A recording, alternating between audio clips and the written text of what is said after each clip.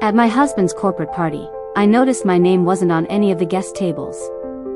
I stood near the entrance for a moment, holding the silver shawl I had spent an hour ironing that afternoon.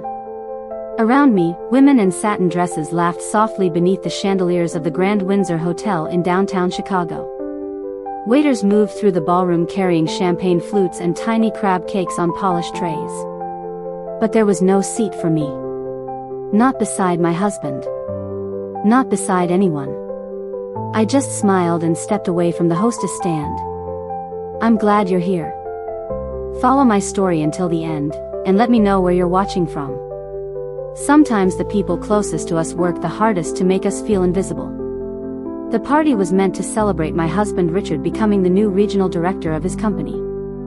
For weeks, he had spoken about nothing else. The speeches. The investors.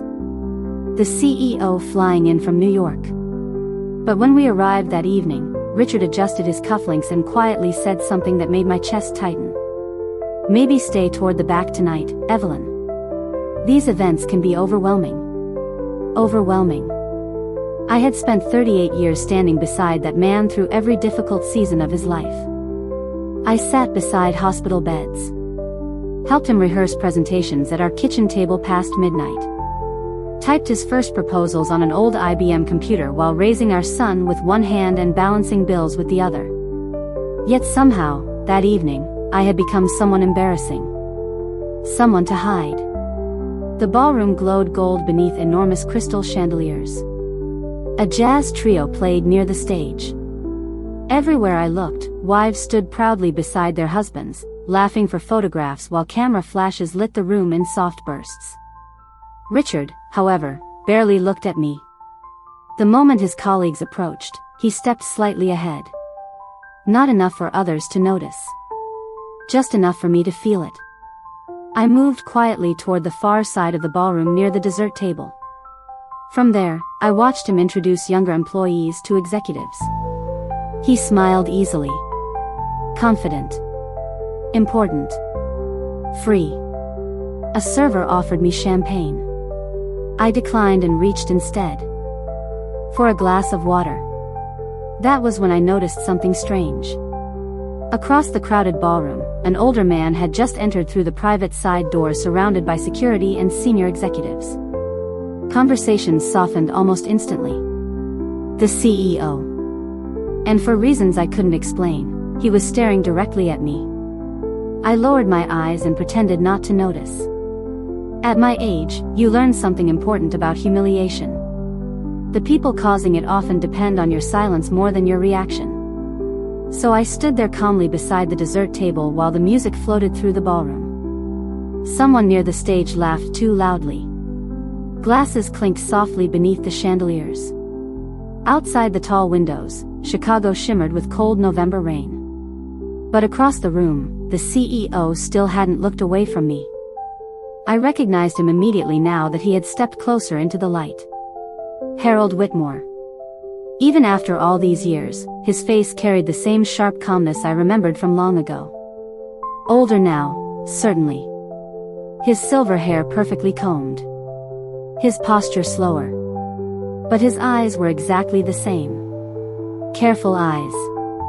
Observant eyes. The kind that remembered people. Richard suddenly appeared beside me, his smile stretched too tightly across his face. Evelyn, he whispered, keeping his voice pleasant for appearances, why don't you sit for a while? I'll come get you later. Later. As though I were something to store quietly in a corner until the important conversations were finished. I'm perfectly fine here, I replied. His jaw tightened almost invisibly.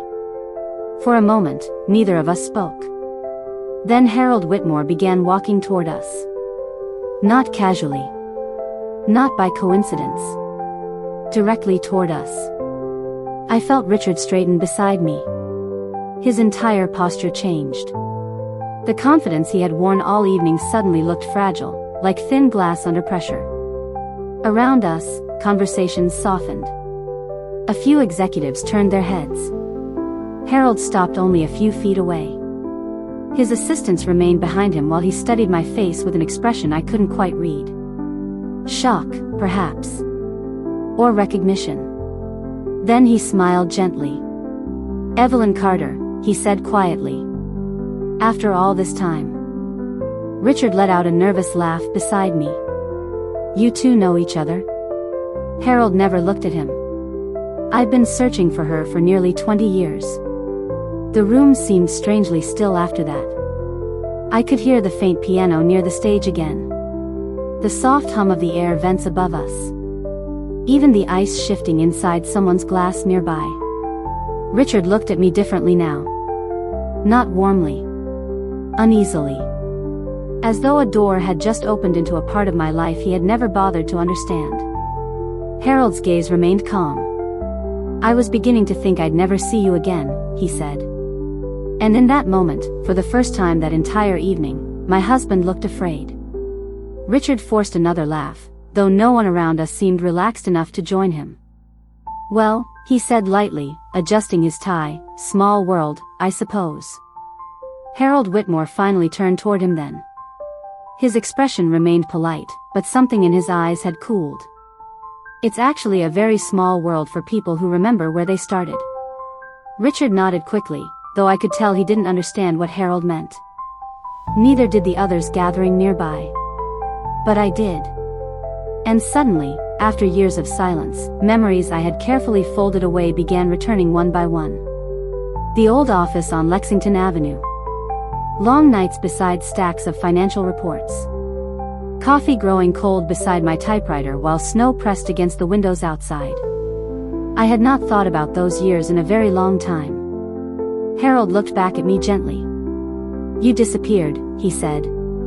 "One day you simply stopped answering calls." I smiled faintly. Life became busy. That was the simplest way to explain marriage to Richard. Busy. Heavy. Quietly consuming. Richard slipped a hand against the middle of my back then. Not affectionately. More like a warning disguised as concern. "Evelyn doesn't really enjoy corporate conversations," he said smoothly. "She prefers staying out of the spotlight." I almost looked at him. Almost. Instead, I took a small sip of water and watched the reflection of the chandeliers tremble across the glass. For years, Richard had introduced me the same way. Quiet wife. Simple woman. Traditional.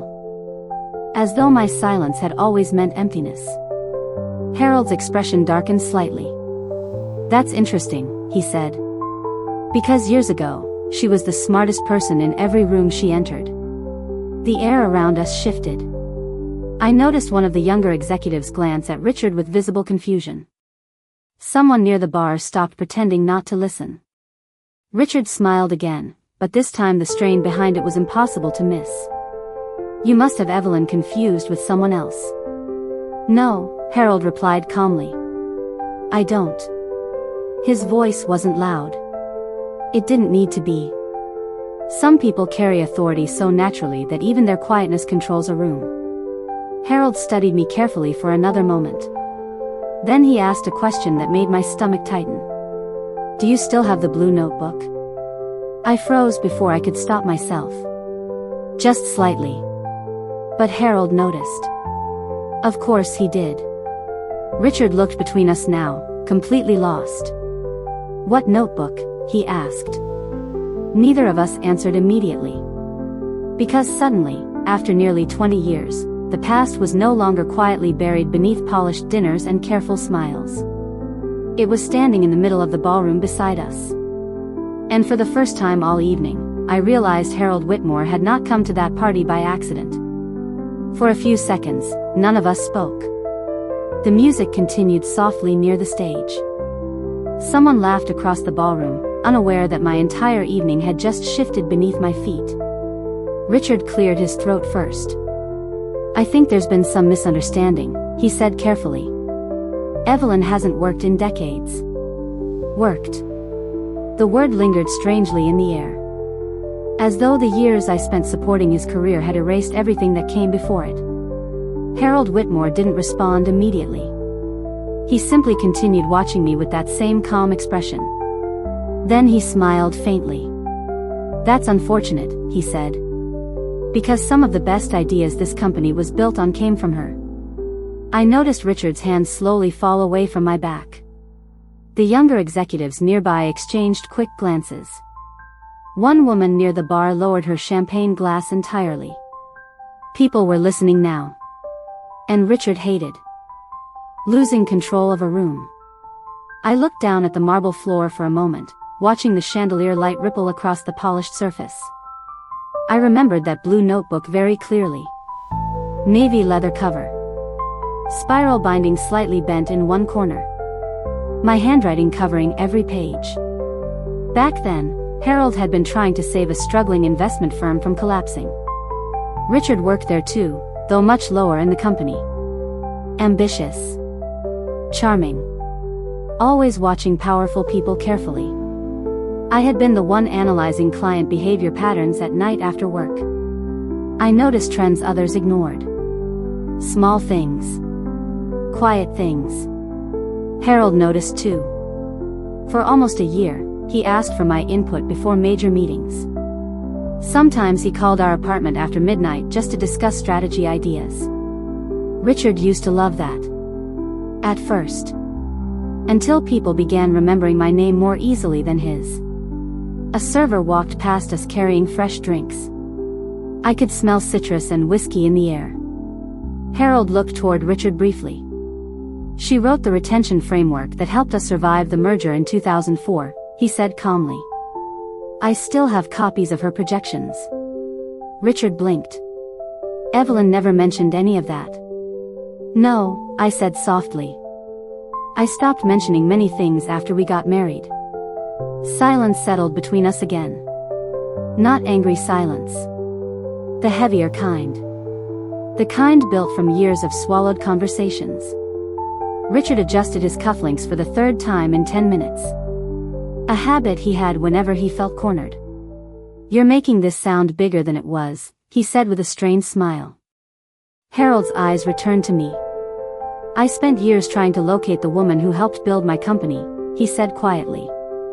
And tonight I find her standing alone beside a dessert table. I felt my chest tighten slightly. Not from sadness.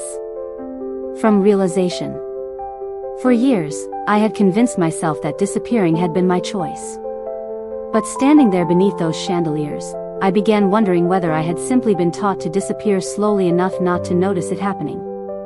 Richard laughed softly again, but by then the sound had changed. It no longer sounded confident. It sounded defensive. Well, he said, glancing around at the growing crowd, I'm sure we all contributed in different ways back then.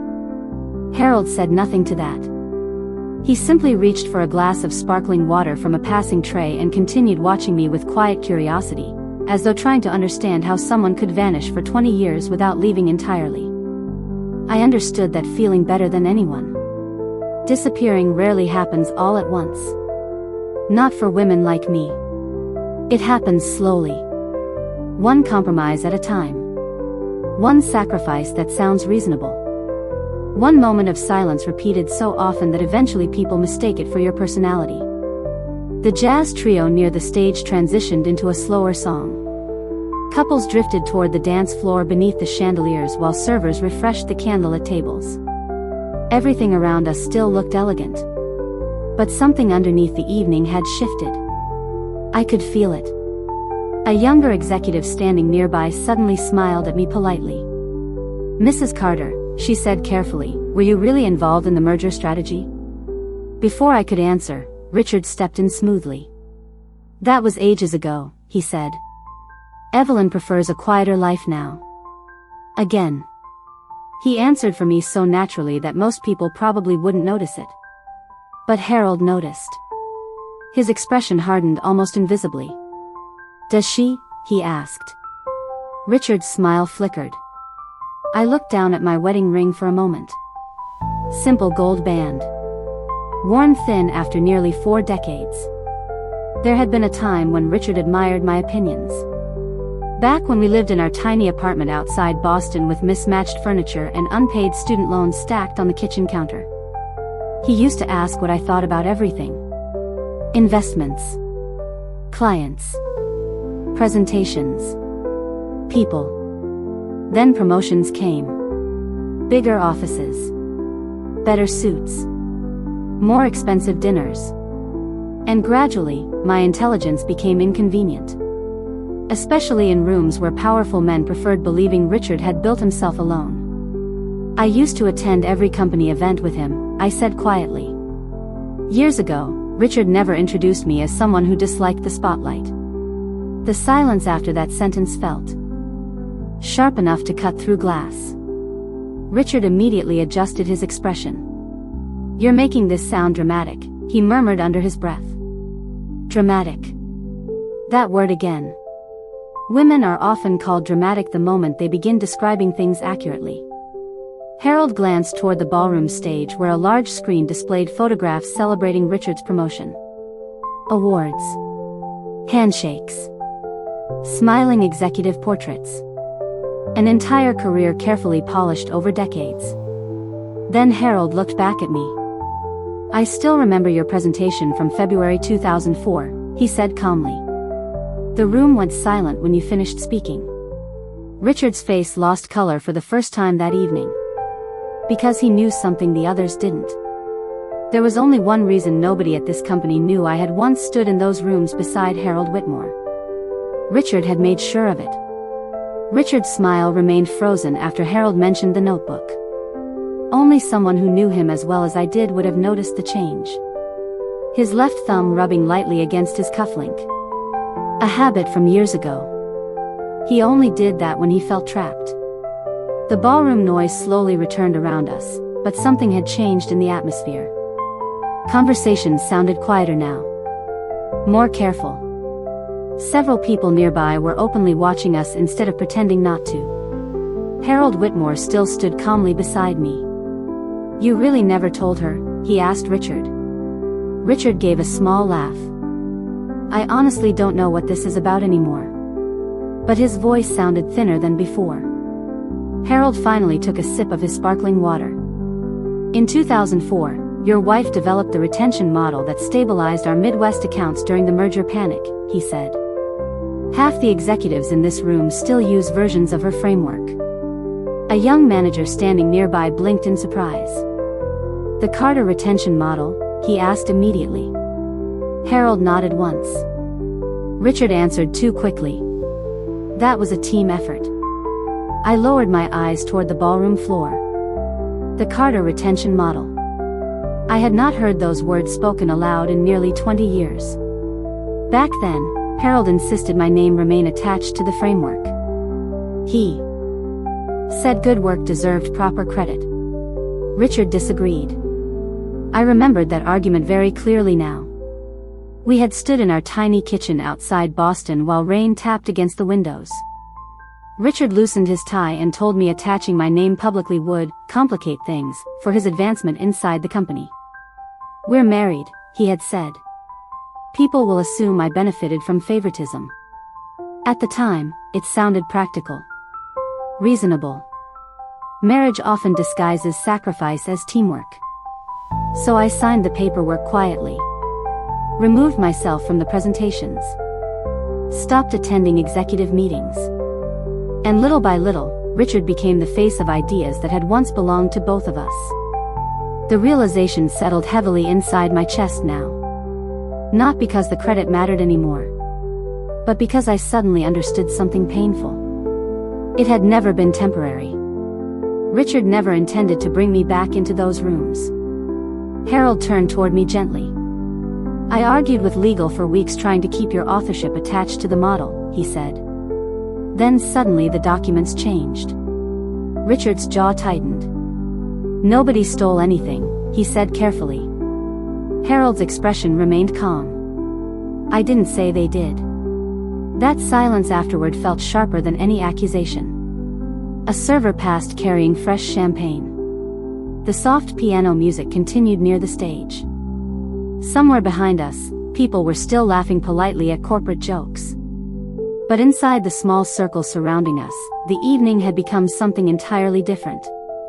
Because for the first time in decades, pieces of my old life were returning. And Richard could no longer control how the story was being told. Richard glanced around the ballroom as though searching for an escape route. But there wasn't one anymore. Too many people had heard enough to become curious. And curiosity spreads quickly in rooms filled with powerful people. Especially when reputations are involved. The young manager from earlier stepped closer again. "I've actually studied the Carter framework during leadership training," he admitted carefully. "They told us it changed the company's entire client retention strategy." I noticed the surprise in his face when he looked at me. Not because I had created it. Because I looked nothing like the person he imagined. That happens often to women my age. People assume important work must belong to louder people. Younger people. Men standing at podiums holding microphones.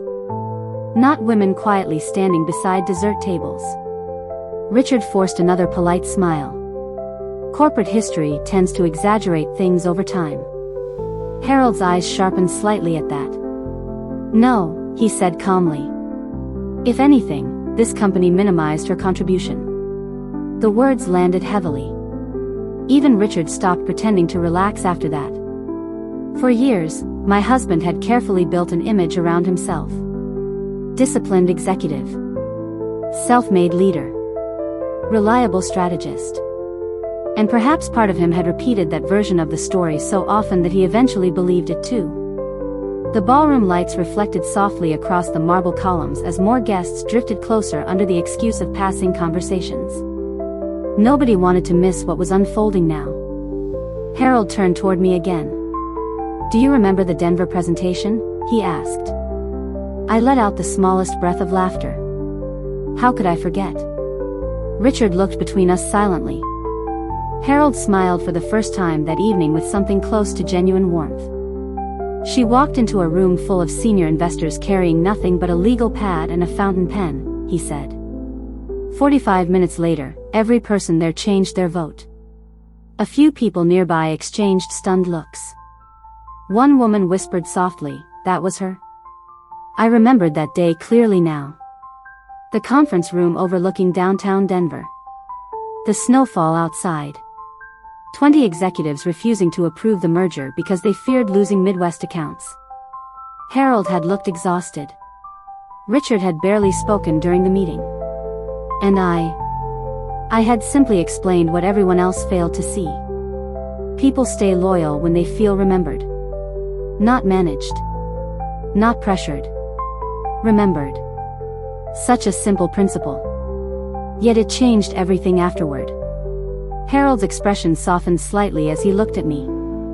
"I offered you a vice president position after that meeting." The room grew still again. Richard's face lost whatever color remained. Because that part of the story had never been told. Not publicly. Not even to our son. I folded my hands calmly in front of me. "Yes," I said quietly. "You did." The younger executive stared openly now. "And she turned it down?" someone asked. I looked toward Richard for only a second. Then back toward the ballroom lights. "No," I replied softly. "I was told accepting it would destroy my marriage." And this time, even Richard had no immediate answer. The silence after my words felt almost unreal. Not loud. Not dramatic. Just heavy enough that nobody nearby seemed willing to interrupt it. Richard looked at me carefully, as though trying to calculate how much damage had already been done. For years, he had depended on something very simple. My loyalty. Not the loud kind. The quiet kind. The kind that protects a person even after they stop deserving it. A waiter passed beside us carrying trays of champagne beneath the chandelier light. Somewhere near the stage, the jazz trio continued playing softly as though the evening had not shifted completely beneath everyone's feet. But it had. I could see it in the faces around us now. People were no longer looking at Richard with admiration alone. They were looking at him with questions. Harold Whitmore broke the silence first. "You should have accepted the position," he said gently. I smiled faintly. At the time, I believed sacrificing opportunities for family was the right thing to do. Richard immediately nodded. Exactly, he said too quickly. We made decisions together. Together. Such a convenient word. I turned my wedding ring slowly against my finger. There had been many moments in our marriage where decisions appeared mutual because only one person was truly allowed to want something. The younger woman standing nearby looked uncomfortable now. Not because of me. Because she recognized the pattern. Most women eventually do. Harold studied Richard quietly for a long moment. Then he asked a question so calmly that it sounded almost harmless. Did you ever tell the board where your early retention strategy came from? Richard's face changed instantly. Only slightly. But enough. I refined the framework over time, he answered carefully. Refined. Another interesting word. People often use polished language when they are trying to step around ugly truths. Harold nodded once, though his expression remained unreadable. I see. That was all he said. Yet somehow those two words carried disappointment heavier than anger. I glanced toward the massive screen near the ballroom stage again. Photographs of Richard's career continued rotating slowly across it. Awards. Conferences. Magazine features. Smiling handshakes. An entire life built on recognition. And standing beneath those images, I suddenly remembered something painful. Not once in 40 years had Richard publicly thanked me for helping build that life beside him. Not once. The realization did not make me angry. Strangely, it made me calm. Because sometimes clarity arrives long after the hurt itself has faded.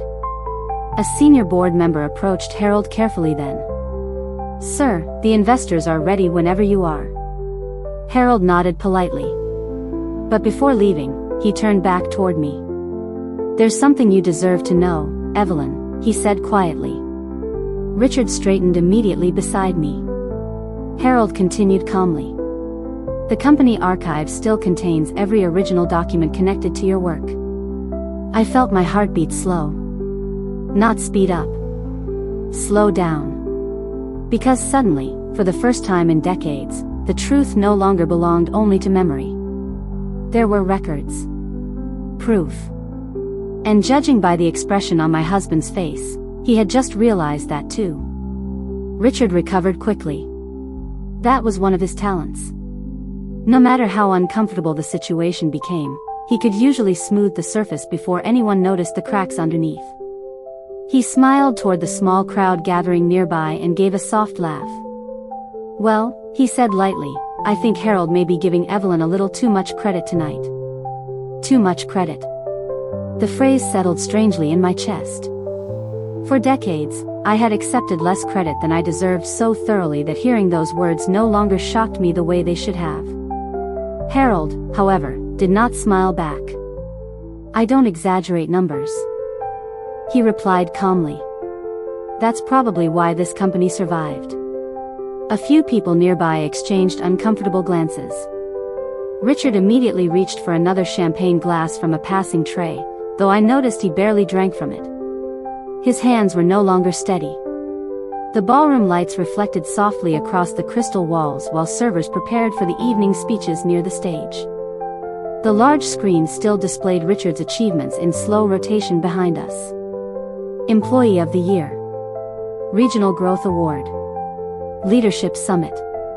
Every image carefully polished. Every accomplishment carrying pieces of work nobody had ever connected back to me. Until tonight. A woman from the executive team stepped closer carefully. Mrs. Carter, she asked, why did you leave the company? Richard answered before I could speak. We wanted to focus on family. I turned toward him slowly. There was a time when I would have accepted that answer quietly. Tonight felt different. Yes, I said softly. That's what Richard told people. The silence afterwards sharpened immediately. Richard's expression tightened. Not anger yet. Fear. Because the most dangerous thing a quiet person can do is finally begin speaking carefully. Harold watched both of us without interruption. I folded my hands calmly in front of me. The truth is, I continued gently, I was gradually removed from projects after my promotion offer. Nobody moved. Even the nearby servers seemed slower somehow. Richard lowered his voice.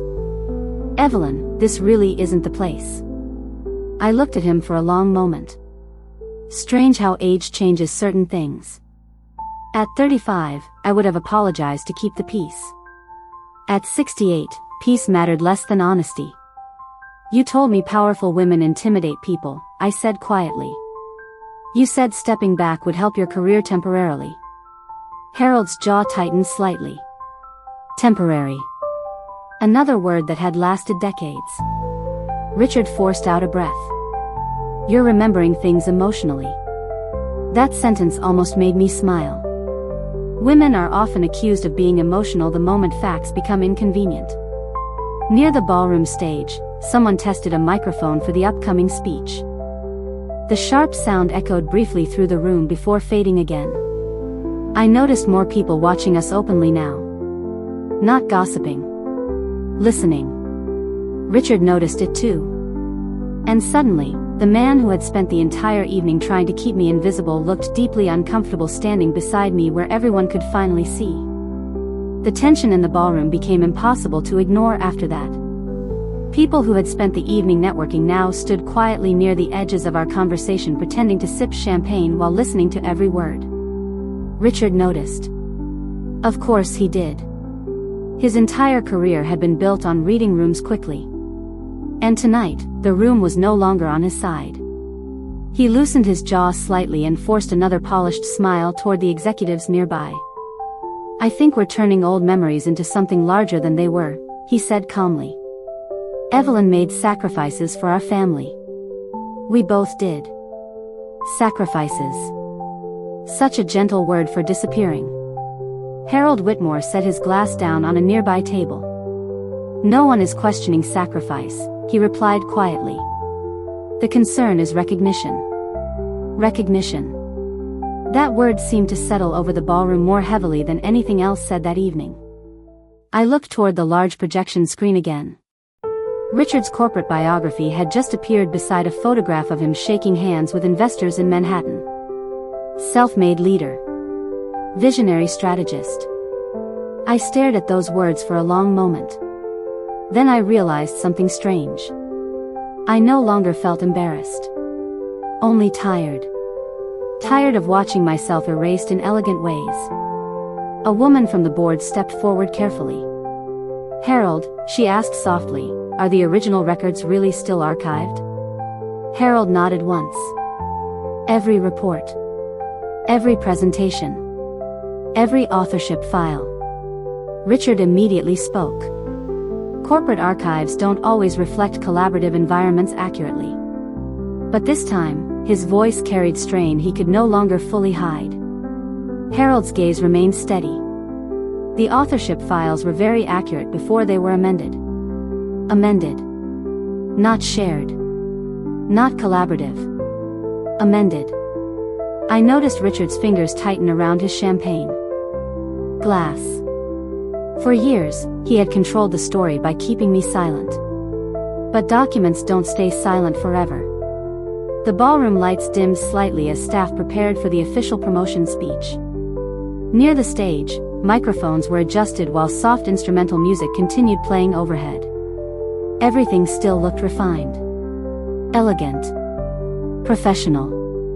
But beneath that polished surface, something far more fragile had begun cracking apart. Richard turned toward me then, lowering his voice just enough to sound personal instead of public. "Evelyn," he said carefully, "we can discuss this privately later." Privately. Where difficult truths become easier to reshape. I met his eyes calmly.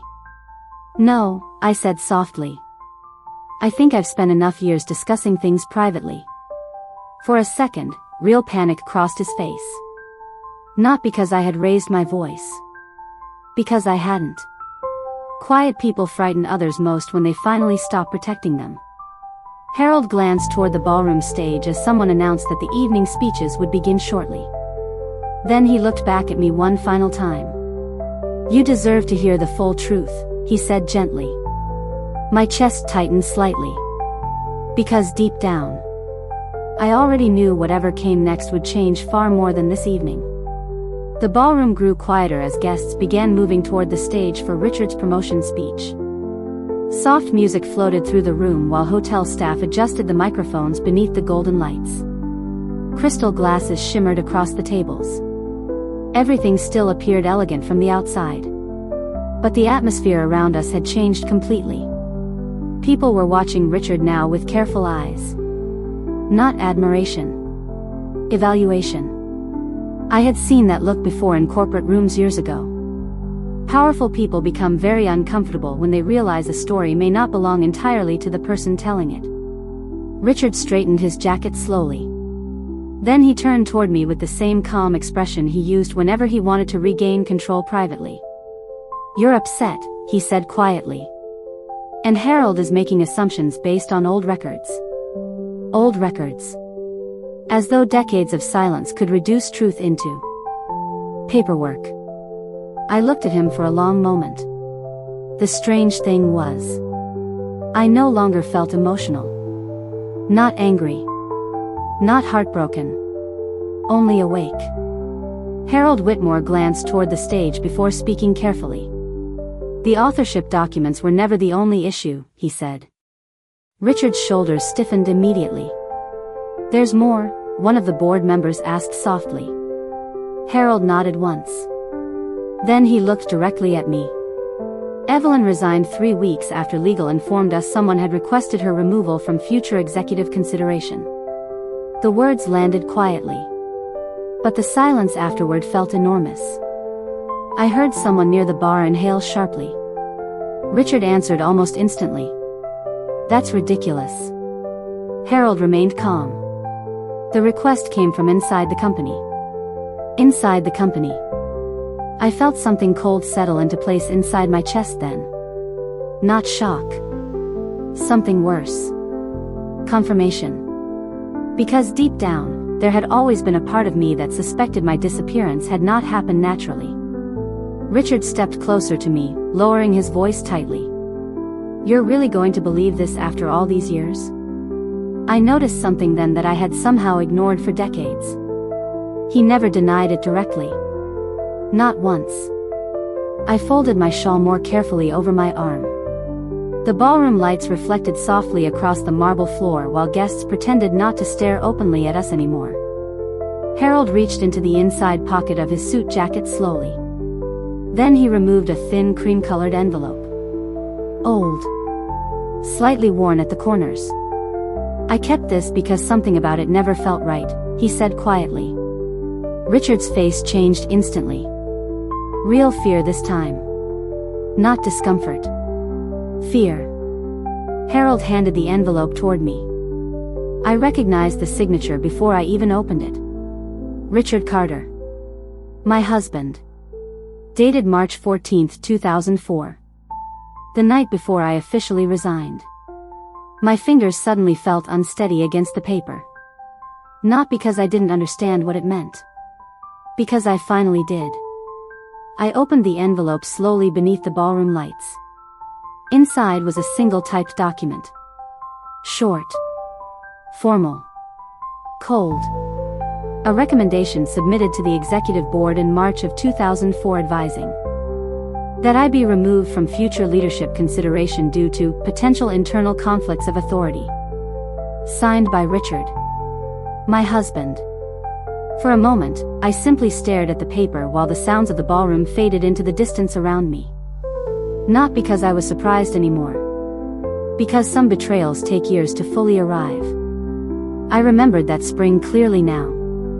Richard bringing flowers home unexpectedly. Richard telling me we needed to simplify our lives. Richard convincing me stepping away from the company would protect our marriage from resentment and competition.